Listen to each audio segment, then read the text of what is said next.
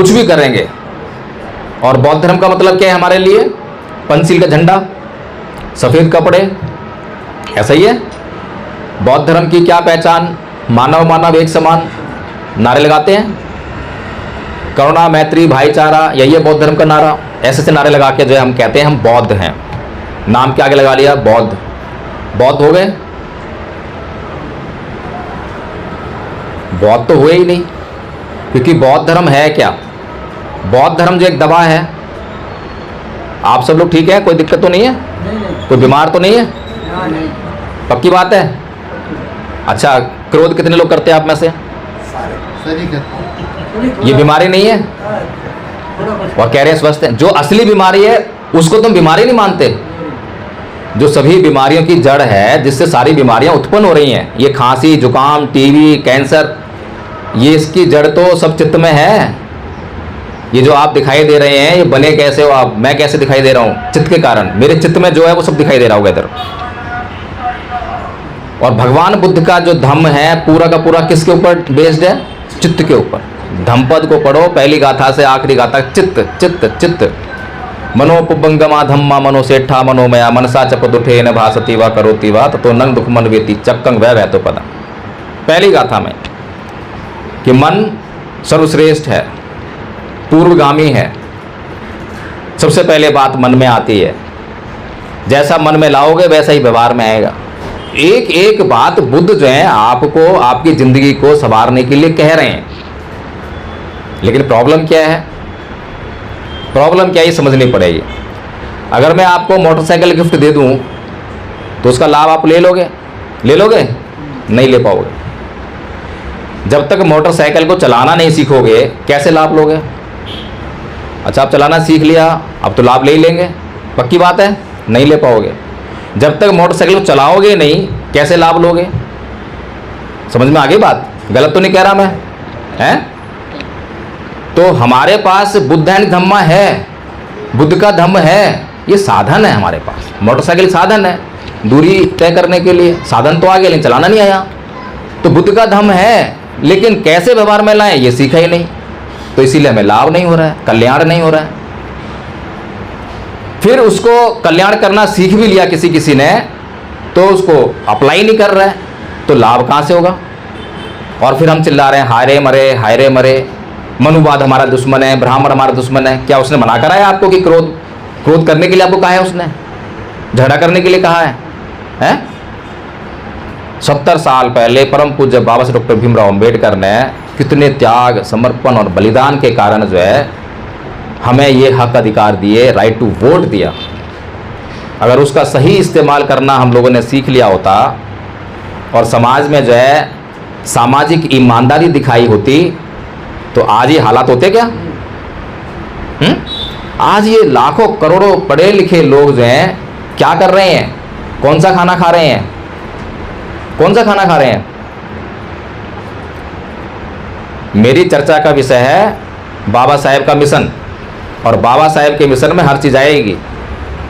सामाजिक बातचीत भी आएगी, राजनीति भी आएगी, धम्म भी आएगा, क्योंकि हमें किस प्रकार से हमारा कल्याण करना है। तो हमारे जीवन के सभी अभिन्न अंग हैं। और परम पूज्य बाबा साहेब डॉक्टर भीमराव अंबेडकर दुनिया के सबसे बड़े पढ़े लिखे व्यक्ति हैं, सबसे बड़े विद्वान। द सन की उपाधि जो है बाबा साहेब को मिली है। कार्ल मार्क्स को पूरी दुनिया जानती है, लेकिन उसको भी जो है अमेरिका ने ये नहीं कहा द सन, दुनिया का सूरज नहीं कहा ना, the symbol of knowledge Karl Marx को नहीं कहा ना, बाबा साहेब को कहा है। तो बाबा साहेब क्या हैं ये हमें ही समझ में नहीं आ रहा। दुनिया बाबा साहेब का सम्मान कर रही है, लेकिन बाबा साहेब के अपने लोग जो हैं बाबा साहेब का अपमान करने पे तुले हैं, दिन रात अपमान करते हैं। करते नहीं करते? आप लोग सम्मान करते हो? देखिए, उम्र में मैं आपसे बहुत छोटा हूं, और मुझसे जो है बातचीत में कोई त्रुटि हो जाए, कोई आपका अपमान हो जाए तो मैं आपसे हाथ जोड़कर क्षमा चाहता हूं। लेकिन मैंने पहले कह दिया है कि मेरी कृतज्ञता केवल और केवल जो है समाज के प्रति है। समाज के लिए मुझे झगड़ा करना पड़े मैं करूंगा, सीधी सी बात है। पर्सनली आप मेरे बुजुर्ग हैं, मैं आपके घर पर आकर आपके पैर छूंगा, आपका सम्मान करूंगा, आपकी देखरेख करूंगा, जो चाहिए वो करूंगा, लेकिन समाज के काम के लिए मैं किसी को जो है आगे नहीं आने दूंगा। धम्मपद संघ के जो हमारे संघ नायक थे, 2.5 साल से संघ नायक हैं, और 2.5 साल से हम उनको एक ही बात सिखा रहे हैं, समता का अभ्यास करना है। आपको जो है कभी भी क्रोध नहीं करना है, कभी भी उग्रता से नहीं बोलना है, चिल्लाकर नहीं बोलना है। लेकिन एक समस्या हो गई, क्योंकि संघ जो है नियमों से चलता है, संघ के कुछ नियम है, नियमों का उल्लंघन देखा तो उनको जो है दंड दे दिया, और दंड उन्होंने उस दिन स्वीकार कर लिया। और रात को जब मीटिंग समाप्त हुई तो मीटिंग रात को कंटिन्यू कर रहे हैं अपने आप। तो मैं बाई चांस जुड़ गया मीटिंग में, और जुड़ा तो देखा कि मखौल उड़ा रहे हैं, संघ के नियम का मखौल उड़ा रहे हैं। तो अगले दिन ही जो है संघ को बिठाया, निर्णय लिया, संघ से बाहर। बुजुर्ग है वो, 66 पता नहीं 70 साल की उम्र, रिटायर्ड पर्सन है। लेकिन मैंने साफ साफ कह दिया कि संघ जो है, चाहे बुजुर्ग है, सीनियर है, कुछ भी है, इसका कोई महत्व नहीं संघ में। संघ में केवल एक ही बात का महत्व है कि संघ का लक्ष्य क्या है। संघ का लक्ष्य है भारत को बौद्धमय करना। इस लक्ष्य के आड़े कोई भी आएगा उसको सहन नहीं किया जाएगा, सीधी सी बात है। लेकिन आज हम क्या कर रहे हैं, क्या हमने इस दृष्टि को अपनाया? भगवान बुद्ध ने जो है आर्य अष्टांगिक मार्ग दिया, पहला ही अंग सम्मा दिट्ठी। सम्मा दिट्ठी है क्या, समझ में नहीं आया। सम्यक दृष्टि है क्या? इस दृष्टि पर, ये दृष्टि जो आंख से दिखाई दे रही है ना, और ये दिमाग जो है, इस पर जो है बहुत सारे पर्दे लगे हुए हैं, बहुत पर्दे हैं। सत्य उन पर्दों के पीछे छुपा हुआ है।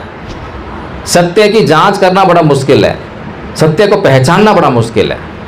हमारे सामने सबसे पहले आकर्षण आता है, और आकर्षण में हम फंस जाते हैं।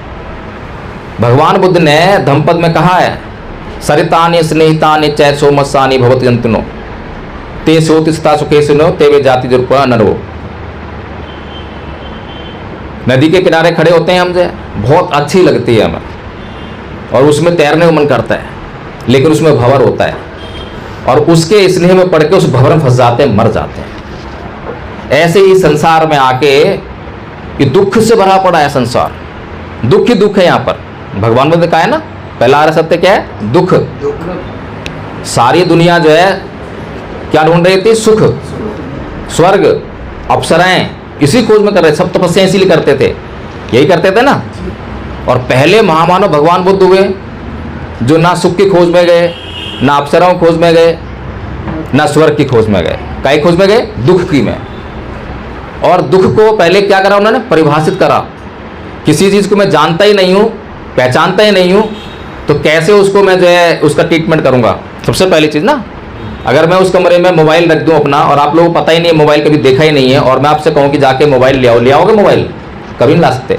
और मैं आपको बता दूं कि देखो मोबाइल ऐसा होता है, उसको बटन होगा, बटन दबाओगे तो लाइट जल जाएगी, इतना बड़ा होगा, चौकोर होगा, इस तरह का होगा, तो आप जो है थोड़ी देर में ले आओगे। सही बात है, देर से फिर ले ही आओगे ढूंढ के। तो ऐसे ही भगवान बुद्ध जो हैं पहले दुख को परिभाषित कर रहे हैं। क्या कह रहे हैं, जाति की दुखा, जरा की दुखा, व्याधि की दुखा, मरणम की दुखा, शोक परिदेव दो मनस्यु पाया सापी दुखा, ये ही विपयोगो दुखो अप्ये ही संपयोगो दुखा, यम्पि छगने लवती तम्पि दुखं संकतेन पचुपादान खंदापि दुखा। जन्म लेना दुख है, बुढ़ापा दुख है, रोग दुख है, मरना दुख है, जो हम चाहते हैं वो नहीं मिलता तो दुख होता है, प्रियजन बिछुड़ का दुख है, अप्रियजन का मिलना दुख है। कुल मिलाकर 5 स्कंदों से निर्मित ये शरीर दुखों का घर है, और हम इस बात का तो कभी बोध ही नहीं करते हैं। शुभानुपस्सिंग विहरंतं इंद्रिये स्वसंभुतं भोजनमयी चय मतयुं कुचितं हीन वीर्यं तंग विपसत्ति रुखं वैदुबलं। कि शुभ ही शुभ देखते हुए विहार कर रहे हैं, सब कुछ ठीक है, सब कुछ ठीक है, मौज मस्ती में जी रहे हैं ना। मौज मस्ती में कौन जीता है, जिसको अपने दुखों का आभास ही नहीं है। और जिसको अपने दुखों का आभास होता है तो पहले दुख को दूर करने में लगा होता है। बाबा साहेब को अपने ही दुखों का आभास नहीं था, समाज के दुखों का आभास। एक पल चैन से नहीं जिए, एक पल है। बाबा साहेब को मौका मिला संविधान लिखने का। ये मौका जो है खाली संविधान लिखने का मौका नहीं था, बल्कि समाज के दुखों को दूर करने का मौका था। कैसे जाने देते। डायबिटीज के मरीज हैं, पैरों में बहुत पीड़ा हो रही है, दर्द हो रहा है, पंखे से रस्सी बांधी, उसमें पैर लटका दिया और पड़ रहे हैं। सोचिए। और हम लोग सुबह से लेकर रात तक जो मन करता है, जो अच्छा लगता है, करे जा रहे हैं, निर्बाध करे जा रहे हैं। कभी विचार कर रहे हैं कि हमारे जीवन में क्या कष्ट है, हमारे समाज में क्या कष्ट है? कुछ सोच रहे हैं उस पर, कुछ कर रहे हैं काम? तो हमारे कष्ट दूर कैसे होंगे? है? एक बुढ़िया थी, उसकी सुई खो गई और वो अपनी सुई खोज रही है, बहुत देर हो गई, उसको सुई नहीं मिली। एक नवयुवक वहाँ से गुजरा, उसने देखा कि बुढ़िया जो है सुई खोज रही है, तो मैं भी थोड़ी हेल्प कर दूं, तो वो भी लग गया सुई खोजने में। तो बहुत देर हुई, सुई मिली नहीं। तो बुढ़िया से पूछता है कि हे बूढ़ी माई, तुझे अच्छी तरह पता है कि तेरी सुई यहीं खोई थी? बुढ़िया कहती है कि नहीं बेटा, मेरी सुई तो कुटिया में खोई थी, लेकिन यहाँ पर उजाला है, इसलिए मैं यहाँ खोज रही हूँ। समझ में आई बात आपको? है? ये हमारे समाज के बुद्धिजीवी लोगों का हाल है।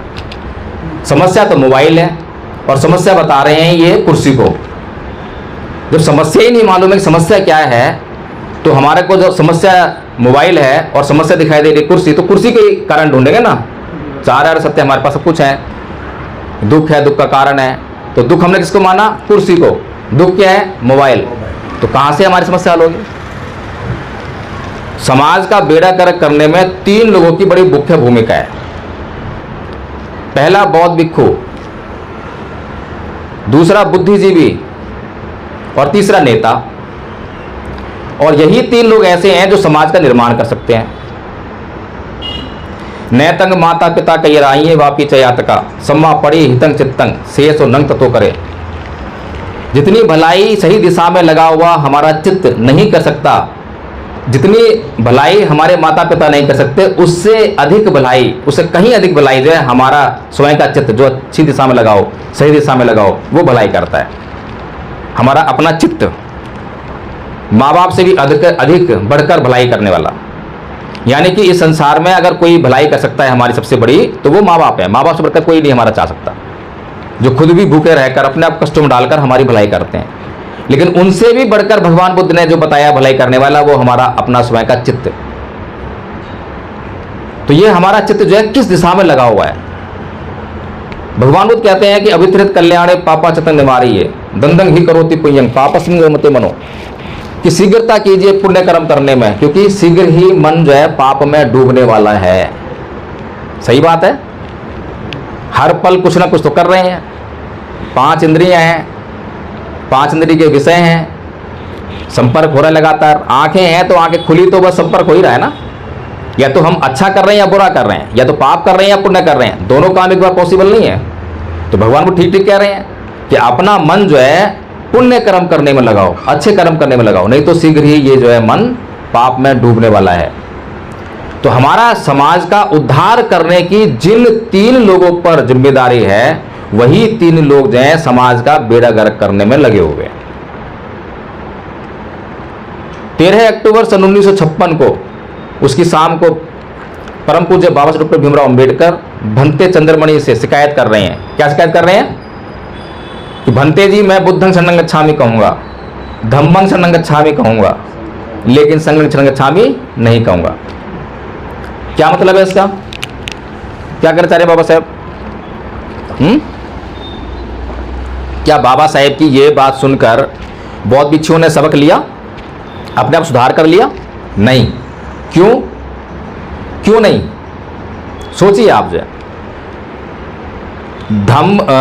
भगवान बुद्ध के भिक्षु संघ के निर्माण के पहले 11 साल तक संघ में विनय नहीं है। पता है आपको? विनय नहीं था। 11 साल के बाद विनय की आवश्यकता महसूस हुई। क्यों? क्योंकि संघ का जब प्रभाव बढ़ा, संघ को जो है समाज में इज्जत मिलने लगी, मान मर्यादा मिलने लगी, तो नकली लोग भी संघ में शामिल होने लगे। एक बौद्ध भिक्षु के जीवन का लक्ष्य क्या होता है? कौन बताएगा? आप लोग सारे बुद्धिस्ट हैं, पता होना चाहिए। एक बौद्ध भिक्षु के जीवन का लक्ष्य क्या होता है? देखिए, मैंने पहले कहा था कि मैं अधिक पढ़ा लिखा नहीं हूं, मैं बहुत कम पढ़ा लिखा हूं। मेरी आप जो है सर्टिफिकेट और डिग्रियां चेक कर सकते हैं, मेरे को कभी अच्छे नंबर नहीं मिले, है ना? है धम्म सिखाना, अपने भी दुख दूर करे और दूसरों के भी दुख दूर करने का रास्ता बताए। भगवान बुद्ध किस बात की खोज में गए थे? दुख। तो दुख का कारण क्या मिला? दुख का कारण क्या मिला? तृष्णा। है? अनेक जाति संसारं संधा विसंग नहीं विसंग गह कारंग विसंतो दुखा जाति पुनः पुनः गह कारक दिठोसी पुनः गेहंग न कहासी सब्बा ते फासुका बग्गा घय कूटम संगतम विसंखार गतम चित्तम तड़हानंग खय मत जगा। यही उद्गार है, प्रथम उद्गार भगवान बुद्ध के। तो तृष्णा का अंत कर दिया, तृष्णा को देख लिया कि ये तृष्णा के कारण जो है बार बार मेरा जन्म हो रहा है। जब तृष्णा को देख लिया तो क्या कहा, हे तृष्णा अब मैंने तुझे देख लिया है, गृह कारक घर बनाने वाली तृष्णा तुझे मैंने देख लिया, अब तुझे दोबारा घर बनाने का मौका नहीं दूंगा, तो अब दोबारा घर नहीं बना पाएगी। तो उस तृष्णा का अंत कर दिया। क्या प्राप्ति हुई, निर्वाण। तो एक बौद्ध भिक्षु जब बुद्ध के भिक्षु संघ में शामिल होता है तो उससे पहले वो जो है क्या होता है, परिव्राजक। गलत तो नहीं कह रहा मैं। और परिव्राजक कौन होता है, जो घर छोड़ता है, घर से बेघर हो जाता है। इसका मतलब क्या है, घर से बेघर होने का मतलब क्या है कि उसको कहीं ठहरने के लिए कोई स्थान मिले या ना मिले कोई फर्क नहीं पड़ेगा उसको। अब उसके लिए आसमान छत है और जमीन बिछौना है, ठीक है, इसे कहते हैं घर से बेघर होना। दूसरा क्या, समस्त तब संपत्ति का त्याग, किसी प्रकार की संपत्ति से कोई आसक्ति नहीं है, रखेगा ही नहीं संपत्ति। तीसरा क्या है, रिश्ते नातों से त्याग, कोई रिश्ता नाता नहीं है, ये मेरी बेटी, ये मेरी पत्नी, कोई रिश्ता नाता नहीं है। ये तीन त्याग करता है जब कोई व्यक्ति परिव्राजक बनता है। परिव्राजक बनाए अभी। फिर अगर वो बुद्ध के भिक्षु संघ में शामिल होता है तो अपना लक्ष्य बनाता है निर्वाण प्राप्त करना, कि मुझे निर्वाण प्राप्त करना है। सभी लोग निर्वाण प्राप्त नहीं कर पाते, ये बात ठीक है, लेकिन हमेशा जो है पूरे जीवन आजीवन निर्वाण पथ पर ही अग्रसर रहते हैं। और हमारे बौद्ध भिक्षु जरा नजर घुमाइए, कितने लोग लगते हैं आपको जो है निर्वाण प्राप्त करने के लिए क्या करना पड़ता है, निर्वाण प्राप्त करने के लिए क्या करना पड़ता है? तृष्णा का त्याग। कैसे होगा? तृष्णा कब उत्पन्न होती है, कैसे उत्पन्न होती है? ये जो वेदनाएं हैं, जो वेदना तो होगी, हमारे पास इंद्रियां हैं, इंद्रियों के विषय हैं, संपर्क होगा, वेदना होगी, सुख वेदना, दुख वेदना, सीधी सी बात है। लेकिन इस वेदना से जैसे ही आप रिएक्शन देते हैं तुरंत संस्कार, ये संस्कार है ना, आपका जो रिएक्शन है वही संस्कार है। जब आप नॉन रिएक्टरी बन जाते हैं, जब आप रिएक्शन करना बंद कर देते हैं, तब आप समता में स्थित हो जाते हैं। और जब आप निरंतर समता में स्थित हो जाते हैं तब आपको निर्वाण प्राप्त होता है। अब बताइए कौन सा बौद्ध भिक्षु, देखिए जरा नजर घुमा के, बड़े से बड़े नाम बौद्ध भिक्षु का जो जानते हो आप, देखिए कि क्या वास्तव में वो भगवान बुद्ध के बताए हुए मार्ग पे चल रहा है, क्या उसके जीवन का लक्ष्य यही है? आजकल तो लोगों का लक्ष्य है बाबा साहेब का मिशन पूरा करना है? और बौद्ध भिक्षु का संविधान क्या होता है? बौद्ध भिक्षु का संविधान क्या होता है? संघ के नियमों का पालन, विनय, है ना? उसका संविधान वही है ना। भारत के संविधान से उसको क्या लेना देना, कुछ लेना देना है? भारत के संविधान से कहीं अधिक ऊंचा विनय है उसके लिए। भारत का संविधान आपको ये बताता है, ये कानून बनाता है क्या कि आपको आपके माता पिता का कहना मानना चाहिए? कोई कानून बनाया भारत संविधान ने ऐसा कि आपको अपने माता पिता सेवा करना चाहिए, आपको सुबह 5 बजे उठना चाहिए, 3:30 बजे उठना चाहिए? कोई कानून आया? लेकिन वो विनय जो है कितना महान है। उस विनय को छोड़कर कोई बौद्ध भिक्षु संविधान, भारत का संविधान बांटता फिरे, वो सांसारिक है या परिव्राजक है? वो बौद्ध भिक्षु है क्या? सोचिए, हमें दृष्टि नहीं है। और ये दृष्टि देने का काम किसका है? भिक्षुओं का। आपको जानकर ताज्जुब होगा कि पुराने समय से बौद्ध भिक्षुओं ने ये विनय की चर्चा कभी उपासकों से नहीं की।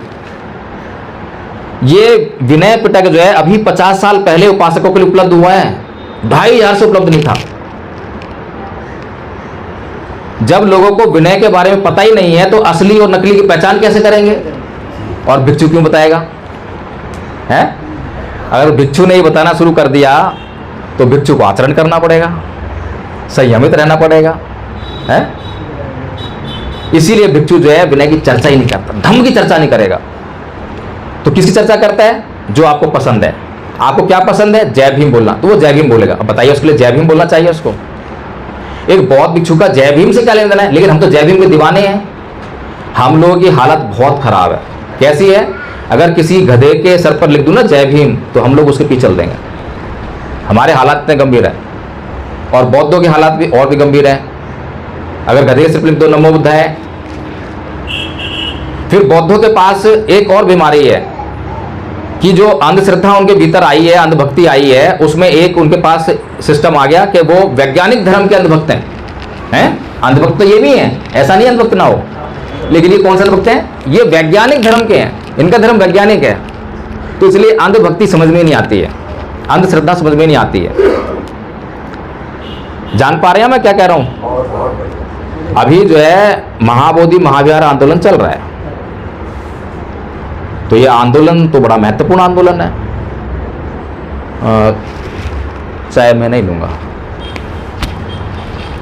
इस महाविहार से हमारी जो है आस्था और श्रद्धा जुड़ी हुई है।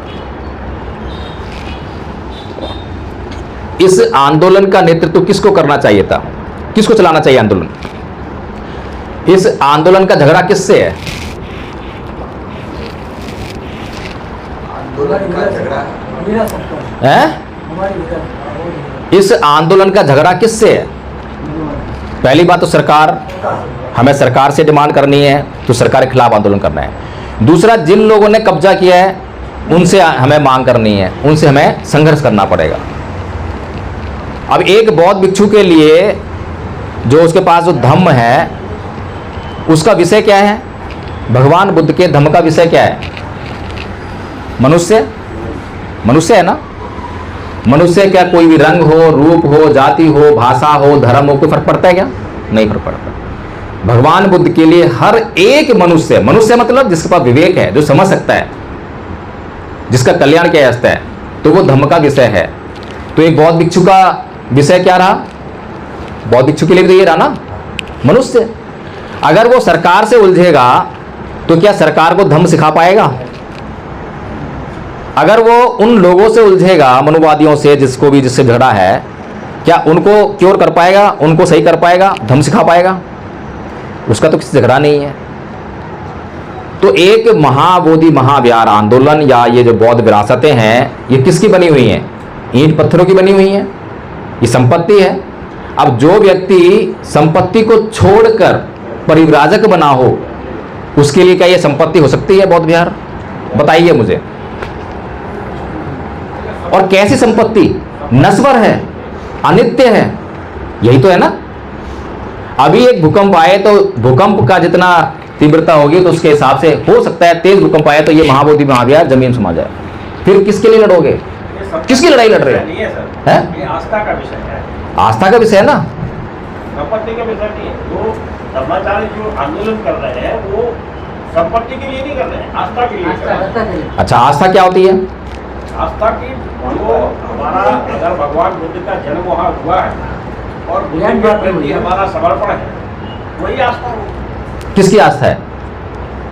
बौद्ध भिक्षु की जो बात कर रहे हैं तो आंदोलन चला है। मैंने आपको ये कहा है, मान लीजिए कोई भूकंप आया, भूकंप तो आते हैं ना, बड़ी बड़ी इमारतें तहस नहस हो जाती हैं। नेपाल में कितने बौद्ध विहार जो है नष्ट हो गए, अभी काठमांडू में भूकंप आया था। अगर ये बुद्ध विहार, महाबोधि महाविहार, पहले भी तो जमींदोज था, उसको लॉर्ड कनिंघम ने जो है निकाला है ना, खुदाई करके निकाला है, तो ये जमीन में समा जाए, फिर आपकी आस्था किसके प्रति रहेगी? कहाँ जाएगी आपकी आस्था? क्या होगा आपकी आस्था का? ऐसी आस्थाएं तो हिंदुओं के और मुसलमानों की होती है, उनको धर्म से कोई मतलब नहीं है। अगर मैं पूछूं कि एक हिंदू धर्म क्या है, एक हिंदू का धर्म क्या है, एक मुसलमान का धर्म क्या है, तो एक हिंदू मंदिर में जाता है, मूर्ति है वहाँ पर, उसको जल चढ़ाएगा, दूध चढ़ाएगा, फूल चढ़ाएगा, धूपबत्ती अगरबत्ती आरती करेगा, गंगा स्नान करेगा, उसके लिए ही धर्म है, उसको कहेंगे हिंदू है। एक व्यक्ति मस्जिद जाएगा, नमाज पढ़ेगा, रोजे रखेगा, उसके लिए वही धर्म है, हिंदू मुसलमान। अब ये दोनों जो हैं मंदिर में और मस्जिद में जाएंगे तो वहीं तो बैठे नहीं रहेंगे, वहीं बैठे रहेंगे ना, घर पे आएंगे वापस। अब घर पे हिंदू आता है तो अपनी बीवी झगड़ा करता है, अपने बच्चों को गाली गलौज करता है, अपने पड़ोस झगड़ा करता है। अब बताइए धर्म की जरूरत कहाँ थी? मंदिर में या घर पर? घर पर। ये सीधी सी बात है। ये पूरी दुनिया को समझ में नहीं आ रहा है, ऐसे बौद्धों को भी समझ में नहीं आ रहा है। बौद्ध कम नहीं है। बौद्ध धर्म का हमने मतलब क्या निकाला? धम्मपालन गाथा बोलते हैं हम, जब सब पाप कर्ण कुशल संपदा सचित परियोदपन बुद्धानुशासन। सभी प्रकार के पाप कर्मों का नहीं करना, सभी प्रकार के पुण्य यानी अच्छे कर्मों का करना, यही धर्म है। यही धर्म है ना। और दुनिया के लिए धर्म क्या है बताया आपको, सबका अलग है। दुनिया में हिंदुओं के धर्म से किसी अन्य धर्म को कोई मतलब नहीं है, वो उनको स्वीकार नहीं करेगा। मुसलमान के धर्म को कोई दूसरा धर्म का आदमी स्वीकार नहीं करेगा, ईसाई के को दूसरा नहीं स्वीकार करेगा। लेकिन बुद्ध का धर्म एकमात्र धर्म ऐसा है जिसको हर किसी को स्वीकार करना ही पड़ेगा। अब धर्म की जो परिभाषा बुद्ध दे रहे हैं उससे बताओ, हिंदू मना करेगा, मुसलमान मनेगा, कौन मना करेगा बताइए मुझे। बुद्ध ने कहा ऐस धम्मो सनातनो। हमने समझा ही नहीं कि सनातनो सनातन है क्या। लड़ने के लिए तैयार हो जाते हैं हम, लड़ने मरने के लिए तैयार। ये सनातन तो बुद्ध का है, हिंदुओं का नहीं, हिंदू चुरा लिया है। चलिए ठीक है, सनातन बौद्धों का है, इसका मतलब क्या है? क्या मतलब सनातन का कोई बताइए? है चिरकाल है। इसकी तीन बातें इसमें समझिए। पहला है सार्वभौमिक, दूसरा है सार्वजनीन, तीसरा है सर्वकालिक। जो कोई बात, जो कोई नियम, कोई सिद्धांत इन तीनों बातों पर फिट बैठता हो, आंख बंद करे बोल दिए सनातन है। सीधी सी बात है ना। बुद्ध का धम्म ही सनातन है। ये जो बौद्ध विरासत की जो हम लड़ाई लड़ रहे हैं, मैं ये नहीं कह रहा कि लड़नी नहीं चाहिए, लेकिन हमें धम्म और विनय के अनुसार लड़ना चाहिए। धम्म और विनय का पालन करेंगे तो ऐसी इमारतें हम बहुत खड़ी कर लेंगे। ये इमारतें कब बनी? अफगानिस्तान के बामियान में भगवान बुद्ध की मूर्तियां थीं, अभी तोड़िए तालिबान ने। और आज अफगानिस्तान में बौद्ध हैं क्या? हिंदू भी नहीं है, तो किसे बनाई मूर्ति? मुसलमानों ने बनाई। इसका मतलब पूरा अफगानिस्तान पूरा बौद्ध था, पूरा पाकिस्तान बौद्ध था, पूरा भारत बौद्ध था। जब भी तो जहां खुदाई करते हो वहीं बुद्ध की मूर्तियां मिलती हैं। तो ये बुद्ध की मूर्तियां कब बनी? जब ये सारे लोग बौद्ध थे तो बुद्ध की मूर्तियां बनी। हर गली कूचे बुद्ध की मूर्ति थी। और ये मूर्तियां कहां गई? जब बौद्ध नहीं रहे तो मूर्तियां टूट गई, बुद्ध विहारों पर कब्जा हो गया। सीधी सी बात है। तो तरीका तो वही है, तरीका तो वही है, और दूसरा तरीका नहीं है। अगर हमें बुद्ध विहारों को वापस लेना है, बेशक अभी राम मंदिर जो हिंदुओं ने बनाया है, लेकिन जो मैंने आपको बताया है अभी कि बुद्ध का धम्म क्या है, तो बुद्ध का धम्म तो दवा है ना, दवा है। और सभी लोग बीमार हैं, हिंदू भी बीमार है, मुसलमान भी बीमार है, सारी दुनिया बीमार है। और जो बीमार है उसको दवाई की जरूरत है। लेकिन समस्या बस ये है कि वो बीमार है तो उसको बीमारी का पता ही नहीं है। फिर बीमारी पता लग भी जाए तो उसके पास डॉक्टर नहीं है, यानी कि बहुत व्यक्ति नहीं है। तो समझाए कैसे, बताए कैसे? इसीलिए बुद्ध के धम्म का प्रचार रुका हुआ है। पूरी दुनिया में सभी धर्मों का जो इतिहास है वो रक्त रंजित इतिहास है, लोभ से, लालच से, हिंसा से भरा पड़ा है। इसीलिए उनका प्रचार हुआ है। ऐसे प्रचार हुआ ना। केवल बुद्ध का धम्म एकमात्र धम्म ऐसा है जो बिना एक बूंद रक्त की बहाए पूरी दुनिया में फैला है। कितना श्रेष्ठ धर्म, कितना गौरवशाली धर्म है। लेकिन इसकी श्रेष्ठता का बखान करने से नहीं फैला, इसके गुणों को अख्तियार करने से। अब सोचिए भगवान बुद्ध ने जो है कैसे प्रचार किया। भगवान बुद्ध को ज्ञान कहां पे प्राप्त हुआ? बोध गया में। और पहला धर्मोपदेश कहां दिया? कितना दूर है? दूर कितना है? 240 किलोमीटर दूर है। तो भगवान बुद्ध को क्या लोग नहीं मिले इतने इलाके में जो है? 240 किलोमीटर लोग ही नहीं मिले ज्ञान देने के लिए? क्यों दिया इतना दूर जाके ज्ञान, बताओ मुझे। और वो भी पैदल चले हैं, क्यों? कभी प्रश्न किया है? कभी सोचा ही नहीं है? सबसे पहले क्या ध्यान में आया? अलार कलाम मर गया है। फिर राम उदक पुत्र मर गया है। फिर वो 5 परिव्राजक जो सत्य की खोज में थे उनको ज्ञान देने के लिए चल पड़े। और रास्ते में एक आजीवक पंथ का साधु मिला, नगन साधु। भगवान बुद्ध से कुछ प्रश्न करता है, भगवान बताने का प्रयास करते हैं, लोग समझ नहीं पाता, मुंडी हिला के निकल गया। समझ में आ रहा है कुछ? पात्रता, पात्र लोग की तलाश में थे। कौन समझ पाएगा? अगर हर किसी का कल्याण करना संभव होता तो सबसे पहले अपने घर जाते ना, अपनी बीवी को देते, अपनी माँ को देते, अपने बाप को देते। नहीं दिया ना।